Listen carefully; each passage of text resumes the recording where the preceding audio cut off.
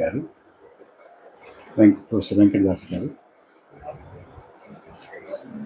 మా పాత మిత్రుల సుగరా బేగం గారు, ముజాహిద్ గారు, గోవర్ధన్ గారు, ఉమామహేశ్వరరావు గారు, సభలో ఉన్నటువంటి ప్రజలందరికీ పేరు పెట్టిన నమస్కారం. నాకు ఎంత సమయం ఇస్తారు జస్టిస్ గారు? అయితే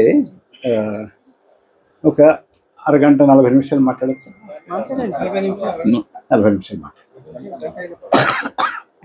గంట తీసుకుందామండి, కానీ ఒక 20 నిమిషాలు డిస్కషన్. ఎందుకంటే జస్టిస్ గారు నాకు ఈ మన్ కీ బాత్ నేను చెప్పేటువంటిది ఏదైనా కూడా అది ఒక మాట కావచ్చు, ఒక డేటా కావచ్చు, లేకపోతే ఒక కంక్లూజన్ కావచ్చు, ఒక రిమార్క్ కావచ్చు, ఏదైనా సరే మీరు పూర్తిగా ఛాలెంజ్ చేస్తే బాగుంటుంది అనేది నా ఉద్దేశం. నేను చెప్పినట్టుగా ఏదో ఒప్పేసుకోవడం కాదు. Everything can be challenged, everything should be challenged. I'm prepared to defend it completely. నేను ఏది కూడా ఆలోచించకుండా, అధ్యయనం చేయకుండా, ముందు వెనక చూసుకోకుండా, ఎవరి మీద ఇష్టంతోటో ఎవరి మీద ద్వేషంతో మాట్లాడలేదు. ఒకటి ఏంటంటే ఈ దేశంలో ప్రజాస్వామ్యం నిలబడాలి, అదొకటి. దానికి వ్యతిరేకంగా ఉన్న వారికి నేను వ్యతిరేకంగా ఉంటాను. దాన్ని కాపాడుకోవాలి అని ప్రయత్నం చేసేటువంటి మీలాంటి వాళ్ళందరికీ కూడా నేను స్నేహితుడిగా ఉంటాను. జస్టిస్గా చాలా స్పష్టంగా చెప్పాను. ఇవాళ ఎన్నికల సంఘం పరిస్థితి బాగలేదు. ఒక మాటలో చెప్పాలి, ఎన్నికల సంఘం బాగుంటే గనక ఇవాళ దేశం ఎలా ఉండేది అనేది ఒక్క 2 నిమిషాలు చెప్పి, ఎన్నికల సంఘం ఎందుకు బాగోలేదు, ఎలా బాగోలేదు కూడా కొంచెం వివరిస్తాను. ప్రొఫెసర్ గారు,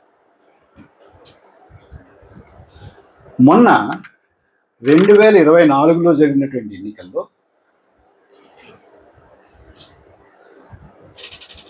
ఎన్నికల సంఘం చేసినటువంటి చేష్టల వల్ల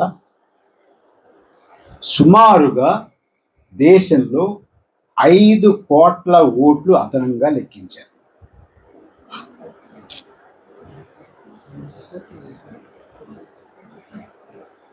ఈ 5 కోట్ల ఓట్లు మీరు దేశంలో ఉన్నటువంటి 543 స్థానాల్లో పంచకండి సమానంగా.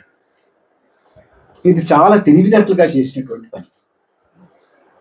ఇది 15 రాష్ట్రాల్లో 79 స్థానాల్లో చాలా టార్గెటెడ్గా చేశారు. అంచేత 79 స్థానాలు చేతులు మారి 79 స్థానాలు చేతులు మారినందువల్ల, ఈ ఎన్నికల సంఘం చేష్టల వల్ల ఇవాళ మనకున్నటువంటి రాజకీయ దృశ్యం ఎలా ఉందంటే, ఇవాళ అధికారంలో ఉన్నటువంటి ఎన్డీఏ బీజేపీ కూటమికి 293 స్థానాలు. దానికి వ్యతిరేకంగా నాన్ ఎన్డీఏ, నాన్ బీజేపీ పార్టీస్కి 234 స్థానాలు. ఈ 79 స్థానాలు చేతులు మారకుండా ఉంటే అంతే కదా. ఎలక్షన్ కమిషను నిష్పక్షపాతంగా ఉంటే, ఇందాక జస్టిస్ గారు చెప్పినట్టుగా,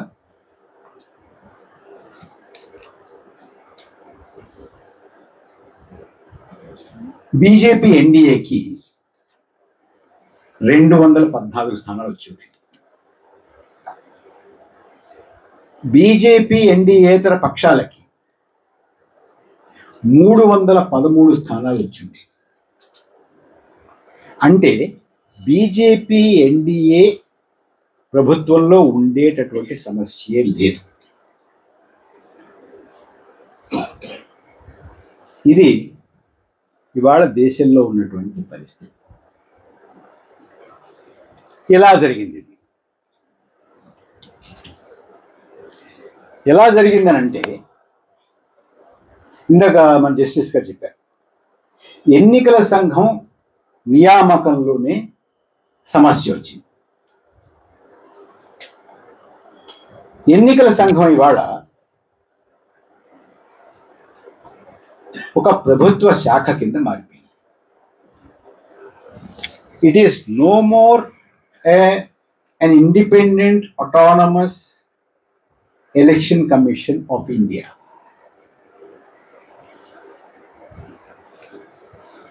దాని నియామకం ఎలా జరిగిందంటే, ప్రధానమంత్రి, మంత్రులు, కేంద్ర ప్రభుత్వం యొక్క కార్యదర్శులు ఉంటారు కదా, డిపార్ట్మెంట్కి సెక్రటరీస్ ఉంటారు, వాళ్ళని ఎలా నియమిస్తారో అదే పద్ధతిలో ఇవాళ ఎన్నికల కమిషనర్లని, చీఫ్ ఎలక్షన్ కమిషనర్ని కూడా నియమించేటటువంటి పరిస్థితికి వాళ్ళు మనం వచ్చాం. మొన్న మరొక చోట ఎక్కడో సమావేశంలో నేను ఈ మాట చెప్తూ ఉంటే, ఇప్పుడు అది లేదండి, బీజేపీకి కొన్ని ఆర్గనైజేషన్స్ ఉన్నాయి ప్రతాప్ రెడ్డి గారు, మీకు తెలుసు. అంటే యువకులందరినీ సమీకరించడానికి యువ మోర్చా ఉంటుంది, మహిళల్ని సమీకరించడానికి మహిళా మోర్చా ఉంటుంది, మైనారిటీని సమీకరించడానికి మైనారిటీ మోర్చా ఉంటుంది, రైతుల్ని సమీకరించడానికి కిసాన్ మోర్చా ఉంటుంది, ఎన్నికలు చేసుకోవడానికి, ఎన్నికలు నెగ్గడానికి ఎలక్షన్ మోర్చా ఉంటుంది. ఎలక్షన్ కమిషన్ ఆఫ్ ఇండియా ఇవాళ బీజేపీ ఎలక్షన్ మోర్చా అయిపోయింది. పర్కాల గారు, మీరు అంచేత దీని గురించి ఎంత ఎక్కువ చెప్పక్కలేదు, ఇట్లా ఇది సరిపోతుంది మనం అర్థం చేసుకోవడానికి అన్నాడు. నిజమే కదా, అలాగే అనిపిస్తుంది.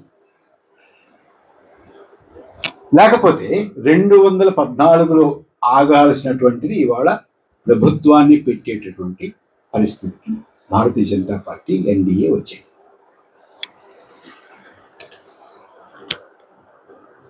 ఒకప్పుడు ఎన్నికల సంఘానికి ఎంత క్రెడిబిలిటీ ఉండేదంటే, ఎంత విశ్వసనీయత ఉండేదంటే, 2001వ సంవత్సరంలో golden Jubilee of election commission of India పండగ చేసినప్పుడు ఆనాటి రాష్ట్రపతి కేఆర్ నారాయణన్ ఆ సమావేశంలో పాల్గొని,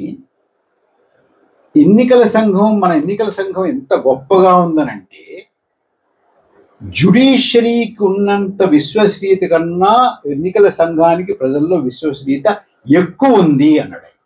అవన్నీ ఇవాళ ఎలా ఉందనంటే, ఎన్నికల సంఘం కేంద్ర ప్రభుత్వం చేతిలో కీలుబొమ్మగా మారింది అని నమ్మేటటువంటి వాళ్ళు దాదాపుగా 22% మంది వాళ్ళ దేశంలో. ఎన్నికల సంఘం పనిచేస్తున్నటువంటి తీరును చూస్తే నాకు ఎన్నికల సంఘం మీద ఏమాత్రం కూడా నమ్మకం కలగట్లేదు అనేటటువంటి వాళ్ళ సంఖ్య దాదాపుగా 30% ఇవాళ. You can imagine what is the credibility of the election commission of India. ఎందుచేత కేవలం కేంద్ర ప్రభుత్వం అధికారం, ఇందాక వారు చెప్పారు, ప్రధానమంత్రి, ఒక మంత్రి, ప్రతిపక్ష నాయకుడు, చీఫ్ జస్టిస్కి అందులో సంబంధం లేదు. 2023లో సుప్రీంకోర్టు ఆఫ్ ఇండియా ఒక స్పష్టమైనటువంటి గైడ్లైన్స్ ఇచ్చారు కూడా. ప్రధానమంత్రి, ప్రతిపక్ష నాయకుడు, చీఫ్ జస్టిస్ ఆఫ్ ఇండియా, ఈ ముగ్గురు ఉన్నటువంటి కమిటీ ఎన్నికల సంఘాన్ని, ఎన్నికల కమిషనర్ని నియమించాలి అనేటువంటి ఒక డైరెక్షన్ ఉన్నా కూడా అప్పటికప్పుడు కొత్త చట్టం చేసి సుప్రీంకోర్టు చీఫ్ జస్టిస్ తొలగించి అందులో నుంచి లేకుండా చేసి ప్రధానమంత్రి, ఆయన నియమించినటువంటి ఒక మంత్రి, ప్రతిపక్ష నాయకుడు, వీళ్ళ ముగ్గురు కమిటీ. అంటే ఏంటి? 2:1 మెజారిటీ గవర్నమెంట్. ప్రతిపక్ష నాయకుడు అవునన్నా కాదన్నా వాళ్ళు చేసేటువంటి నియామకం జరిగిపోతుంది. అయినా కూడా ఎందుకన్నా మంచిదని ఇవాళ మధ్యాహ్నం 3 గంటలకు మీటింగ్ ఉంటే ప్రతిపక్ష నాయకుడికి ఆ షార్ట్ లిస్ట్ పంపుతారు కదండి. మధ్యాహ్నం 3 గంటలకు మీటింగ్ ఉంటే 11 గంటలకు 12 గంటలకు పంపిస్తే అసలు ఇన్ని పేర్లు చదవడానికి సమయం సరిపోదు. వీళ్ళ పూర్వాపరాలు ఏంటి, మంచి ఏంటి, చెడ్డ ఏంటి అని కనుక్కోవాలంటే ఏమాత్రం సమయం సరిపోదు అని వారు ఏమాత్రం కూడా అందులో పాల్గొనడానికి కూడా అవకాశం లేకుండా చేసి వీరిద్దరూ ఎన్నికల కమిషనర్ని నియమించుకుని కానిచ్చేశారు. అంటే ఇది యొక్క కేంద్ర ప్రభుత్వం యొక్క విభాగం కింద ఎన్నికల కమిషనర్లు, చీఫ్ ఎన్నికల కమిషనర్లు కూడా కార్యదర్శుల కింద ప్రవర్తించడానికి అవకాశం అక్కడ పునాది ఏర్పడింది. అంటే కొంతమంది ఉంటుంది. ఇప్పుడు మనం చూస్తే మీరు నేపాల్ విజువల్ చూస్తే young people sir 15 years school dress వేసుకొని వచ్చిన వాళ్ళకి అంటే ఎంత వాళ్ళ కోపం ఉంది సొసైటీ మీద. అంటే అది చిన్న కంట్రీస్ 4 crores 5 crores పాపులేషన్, కానీ మన దగ్గరకు వచ్చే వాళ్ళకి లార్జెస్ట్ మన దగ్గర కులము మతం అనేది విడగొడుతున్నారు. సో ఈ రోజు మనం యునైట్ అయ్యేది to save democracy respective of what caste or creed or religion పక్కన పెట్టి యాజ్ ఏ సిటిజన్ మనము ఈ భారత్ మాతాని కాపాడుకోగలితే. అంటే భారత్ మాతని నన్ను RSS ముద్రేకండి, మొన్ననే ఇక్కడ పోతే నాకు బ్రాండ్ వేశారు, అట్లా కాదు. ఈ భారతదేశాన్ని ఇండియాను కాపాడుకోవడానికి ఈ సార్వభౌమత్వాన్ని కాపాడుకోవాలంటే ప్రతి సిటిజన్ 140 కోట్ల జనాభా ఓటరే కాదు, ఇంక్లూడింగ్ పుట్టిన వాడు కూడా కాలేజ్ స్కూల్లో ఉన్నవాడు కూడా ఆ నేపాల్ ఉద్యమం నుంచి స్ఫూర్తి తెచ్చుకొని రావాలి. అంటే రోడ్ల మీదకి వచ్చి హింస చేయమని కాదు, అహింసతోటి గాంధీ మార్గంలో వెళ్దాము, నాట్ ఇన్ గాడ్సే మార్గం. Thank you very much sir. Okay sir, ధన్యవాదాలండి.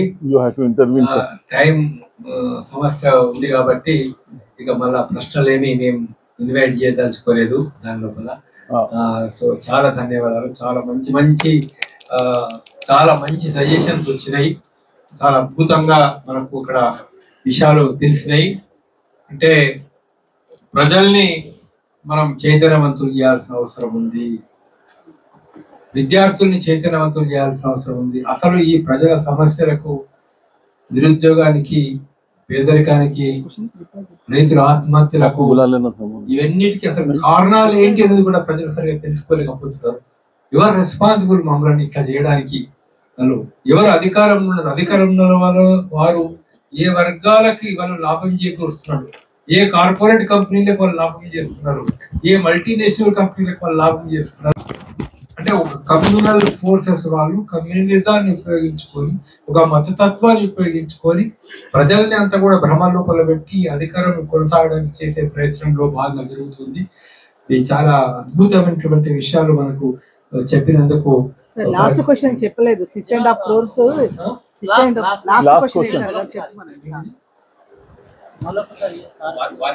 క్వశ్చన్ వేశారు కదా ముగ్గురు, అదొకటి చెప్పండి. Okay sir, thank you sir. ఒక 2 నిమిషాలు చెప్పేస్తాను. ఒకటి 17C సోర్సెస్ గ్రూప్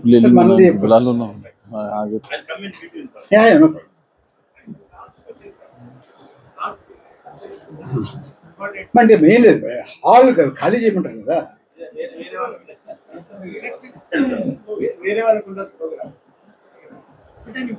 వాళ్ళు వచ్చినట్టు చెప్పి తొందరగా చెప్పండి.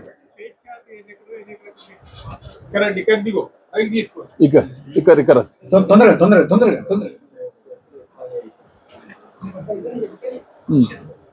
సార్, ఎలక్షన్ ఇప్పుడు మీరు చెప్పిన అక్రమాలన్నీ, ఎలక్షన్ కమిషన్ ఆధ్వర్యంలో జరుగుతున్న అక్రమాలన్నిటికీ కూడా బాధ్యుడు కేంద్ర ఎన్నికల కమిషన్, చీఫ్ ఎలక్షన్ కమిషనర్ కదా. అతని మీద ఏమైనా క్రమశిక్షణ చర్యలు కానీ యాక్షన్ కానీ తీసుకునే అవకాశం ఉందా లేదా? ఇంకా ఉందా?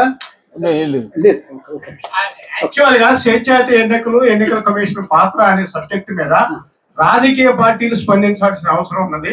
వాళ్ళు మౌనంగా ఉన్నారు. హైదరాబాద్ కేంద్రంగా దాని గురించి చెప్పేశానండి. ఎలక్షన్ పొలిటికల్ పార్టీ వదిలేసిండి కాసేపు.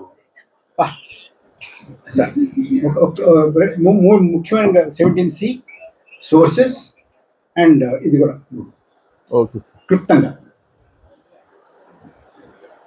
17C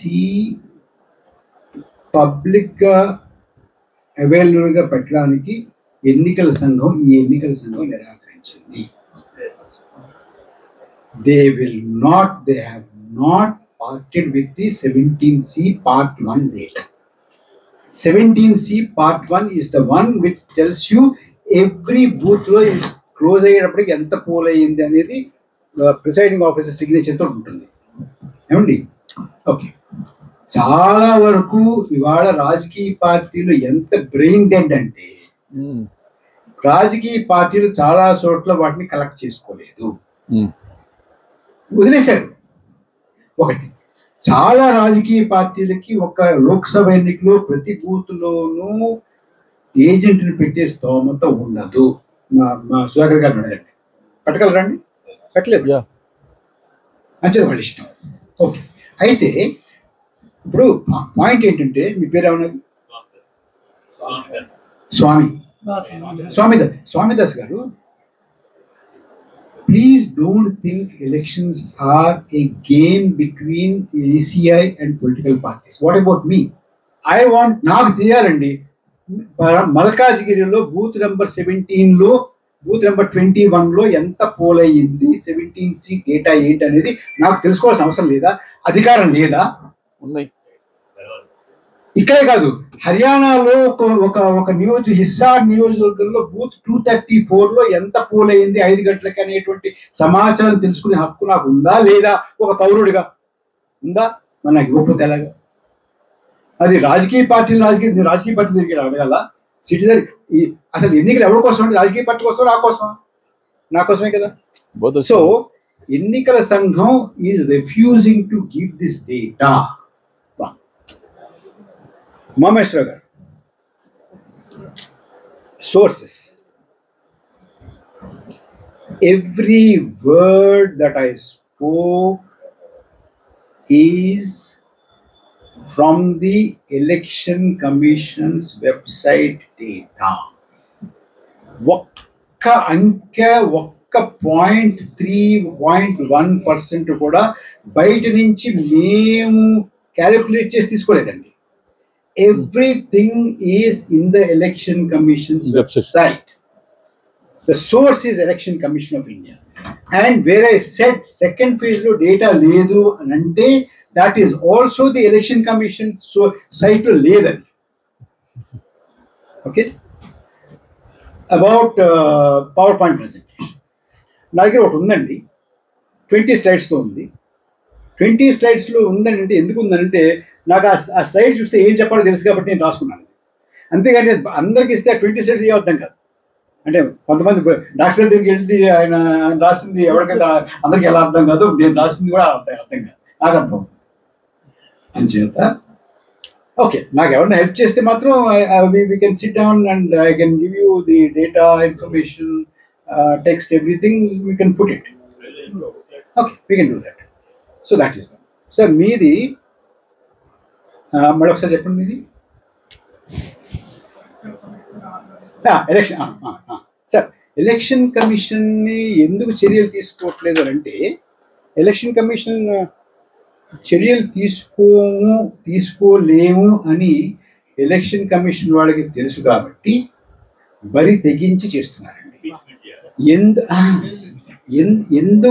ఎందుకు చేయలేము అని అంటే, 2023లో ఒక పార్లమెంటులో, లోక్సభలో ఒక యాక్ట్ పాస్ చేశారండి. అదే మనకు వచ్చిన తంటా ఏంటంటే, అవునా అంటున్నారు స్వామి గారు, చేశారండి. దాని ప్రకారం చీఫ్ ఎన్నికల కమిషనర్ మీద, ఎన్నికల కమిషనర్ల మీద ఏ రకమైనటువంటి చట్టపరమైనటువంటి కేసులు కానీ చర్యలు కానీ తీసుకునేటట్టు వీలే లేదు. They are immune. జస్టిస్ గారు, can you believe this?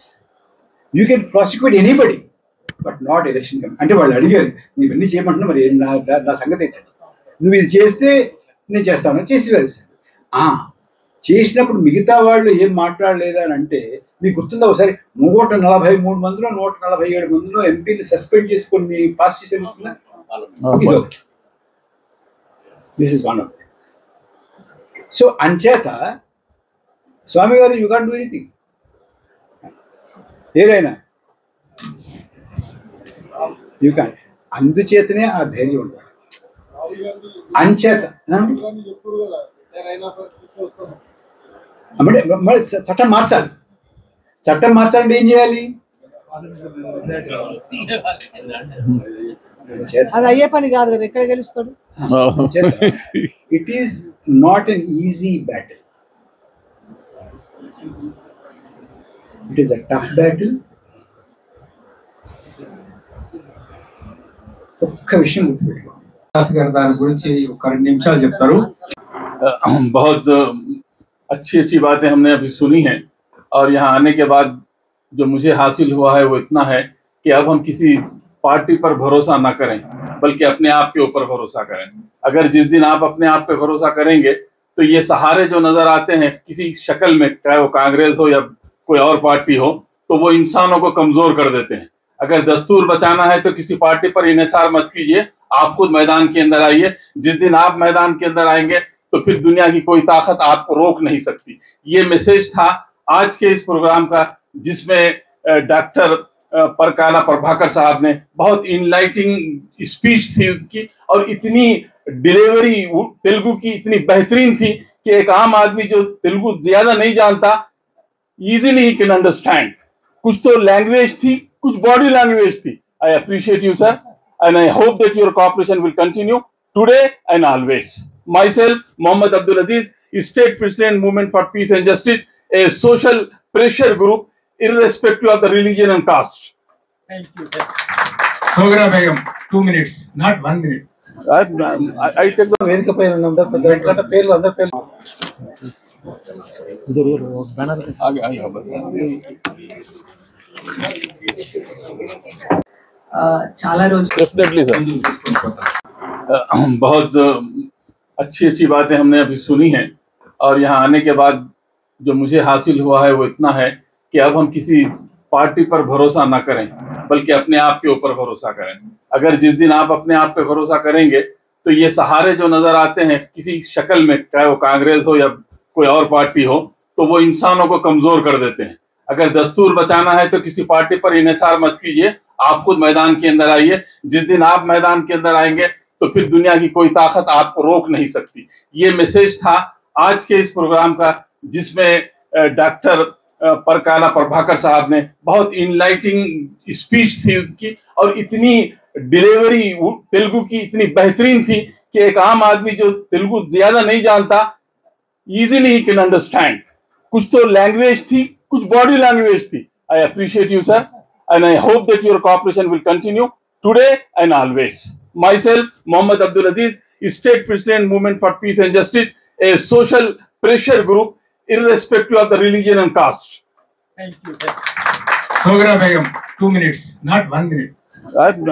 I take the 71 ఇవన్నీ కూడా కేంద్ర ప్రభుత్వం నియమించింది. అప్పుడు కమిటీ కూడా ఏం లేదు కదా, పైగా త్రిసభ్య కమిటీలు కూడా. ఆ సర్వేలో చాలా మంది చనిపోయిన వాళ్ళు, ఇక్కడ లేని వాళ్ళు, వదిలేసినటువంటి వాళ్ళు, లేకపోతే పౌరసత్వం లేని వాళ్ళు, ఇది విదేశాల నుంచి వచ్చినటువంటి చొరబాటుదారులు, వీళ్ళందరూ కూడా ఎన్నికల జాబితాలో ఉన్నారు, ఓటర్ల జాబితాలో ఉన్నారు. వాళ్ళని తీయడానికి మేము ఇది పెడుతున్నాం అన్నారు. ఓకే, మాలాంటి వాళ్ళని అడిగామండి, ఒక్కసారి ఆ అధ్యయనం ఏంటో మాకు చూపించండి, చూద్దాం. సరదాగా మాకు సరదాగా ఉంటుంది కదా, కాసేపు మాకు పని లేదు ఒకటే అంచేత మేము అడిగాం. ఆ అధ్యయనం, ఆ కాపీ ఒకటి ఇవ్వండి. ఇంతవరకు ఇవ్వలేదు, లేదు వచ్చేది. సో చేశారండి. చేసిన తర్వాత మీకు తెలుసు, ఎన్నికల సంఘం ఎవరి మాట వినదు, ఎవరికి జవాబు చెప్పదు, ఎవరి ఉత్తరానికి జవాబు రాయదు, ఎవరిని కలవదు. ఎవరినో ఒకడో ఇద్దరిని కలుస్తారు అనమాట, వాడు ఎవరు మనకి తెలియదు. మనలాంటి వాళ్ళు ఎవరిని కలవరండి, రాజకీయ పక్షాలను కూడా కలవట్లేదు. కానీ వాడి మనసులో ఏముందో తెలియజేస్తూ ఉంటారు. ఎలా తెలియజేస్తూ ఉంటారు అంటే, వాడి పేపర్లో వస్తుంటుంది, సోర్సెస్ ఇలా అన్నారు. సోర్సెస్ ఎన్నికల సంఘంలో ఉన్నట్టు ఏమంటారు దాన్ని, అభిజ్ఞ వర్గాలు అంటారు. అభిజ్ఞ వర్గాలు వాళ్ళు ఇలా అన్నారని చెప్తుంటారు. ఆ విశ్వసనీయ వర్గాలు, ఎన్నికల సంఘంలో ఉన్నటువంటి వర్గాలు, ఎన్నికల సంఘం వర్గాలు ఇలా అంటున్నాయి. ఆ వర్గాలు ఏం చెప్పాయంటే, చాలా 6 నెలలు అసలు బీహార్లో రోహింగ్యాల, బంగ్లాదేశీల, చొరబాటుదారుల, వీళ్ళ వాళ్ళ కొల్లలుగా ఉన్నారు అని చేత మేము తీస్తున్నాం చేశారండి. చేసిన తర్వాత తీసి ఇంతమందిని తీసాము అన్నారు, 65 లక్షల మంది తీసారు చెప్పారు. 65 లక్షలు ఎవరు తీశారు చెప్పండి, ఎందుకు తీశారు చెప్పండి అంటే చెప్పమన్నారండి. చివరికి మన చంద్రకుమార్ లాంటి వారు సుప్రీంకోర్టు, మరి ఆవేళ సుప్రీంకోర్టు ఏ కారణంలో తెలియదు కానీ, అయ్యా నేను కోర్టుని ఏమంటలేదని దయచేసి నన్ను అబద్ధం చేసుకోవద్దు, కోర్టు అంటే నాకు చాలా గౌరవం, మీరంటే ఇంకా ఎక్కువ గౌరవం మాకు, కానీ ఆవేళ అది ఏ కళ్ళ ఉందో కానీ ఏమైనా సరే చెప్పి తీరాలి అన్నారండి ప్రతాప్ రెడ్డి గారు. చెప్పి తీరాలని అంటే 65 లక్షల పేర్లు కూడా ప్రకటించారు. అందులో ఒక్క చొరబాటుదారు లేడండి. అంటే పేరు ప్రకటించకంటే పేరు ప్రకటించి ఎందుకు తీసేమో రాయాలి కదండి, రాశారండి. చనిపోయారనో, వలస వెళ్ళిపోయారనో, మేము వెళ్ళినప్పుడు లేరనో, మేము తలుపు తట్టినప్పుడు ఎవరు తలుపు తీరేదనో, రకరకాలుగా ఏవో రాశారు. వీళ్ళు చొరబాటుదారులు, మన పౌరులు కాదు, అంచేత వీళ్ళని తీస్తున్నాం అనేది ఒక్క పేరులే ప్రతాప్ రెడ్డి గారు. అయిపోయింది. అంతకన్నా గొప్ప విషయం జరిగిందండి. ఇప్పుడు మొన్న ఫైనల్గా కూడా ఇచ్చేసారు కదా, ఇప్పుడు ఫైనల్ లిస్ట్ వచ్చేసింది కదండి. ఆ ఫైనల్ లిస్ట్లో కొంతమంది నాలాంటి పని లేని వాళ్ళు అసలు ఇది ఏం లిస్టు, ఎట్లా ఉంది అనుకుంటూ దాన్ని శల్య పరీక్ష చేస్తారు కదా, చేశారండి. చేస్తే మొత్తం 63 లక్షలు తీశారు కదండి. అందులో వీళ్ళు పలానా వాళ్ళు మన పౌరులు కాదు, వీళ్ళు విదేశీయులు, అంచేత వీళ్ళని తీసేయాలి అని అబ్జెక్షన్స్ వస్తాయి కదా. ఆ ఎన్ని అబ్జెక్షన్ అంటే మొత్తం 7,60,00,000 ఓటర్ల జాబితాలో వీళ్ళు విదేశీయులు, వీళ్ళ పేర్లు మనం తీయాలి అనేటువంటి అబ్జెక్షన్స్ పెట్టినటువంటి వాళ్ళు టోటల్గా 1,087. 7 కోట్ల చిల్లరలో విదేశీయులు అని చెప్పి అబ్జెక్షన్ పెట్టినటువంటి వాళ్ళ సంఖ్య 1087. అందులో అబ్జెక్షన్ పెట్టారు, అందులో యాక్సెప్ట్ చేసిన అబ్జెక్షన్స్ అది ఇంపార్టెంట్. ఆ 1087 అబ్జెక్షన్స్ వస్తే విదేశీయులని, వీళ్ళు విదేశీయులే అనేటువంటి అబ్జెక్షన్ ఒప్పుకున్నటువంటిది 390 అండి. 7,60,00,000లో 1,087 అబ్జెక్షన్స్ వస్తే అందులో అవును వీళ్ళందరూ విదేశీల్లో ఉన్నారు అని ప్రిలిమినరీగా ఒప్పుకున్నటువంటివి 390 అండి. అందులో ఈ రోహింగ్యాలు, బంగ్లాదేశీయులు అంటే ఎవరంటే ముస్లిమ్స్ కదా, ఈ రోహింగ్యాలు, బంగ్లాదేశీయులు అన్నటువంటి ఈ ముస్లింల సంఖ్య 76 అండి. జస్టిస్ గారు, 7 కోట్ల చిల్లరలో వీళ్ళు పెట్టినటువంటి ముస్లిం అబ్జెక్షన్స్ ఆమోదం పొందినటువంటివి 76 అండి. అందులో ఇంకా చెప్తాను, ఇంకా బాగుంటుంది. అందులో ఇది విదేశీయులు అని అబ్జెక్షన్ 1,076 పెడితే ఒప్పుకున్నవి చూద్దాము అని ప్రిలిమినరీగా సరే అన్నటువంటి 390 అయితే అందులో అవునరా వీళ్ళు విదేశీయులు అన్నవాళ్ళు 76 అండి. అందులో 5 ముస్లింలు అండి. 5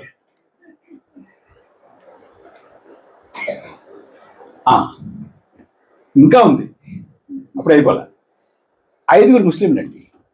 ఆ 5లో 2 చనిపోయారండి. అంటే బిట్వీన్ ద లైన్స్ మొత్తం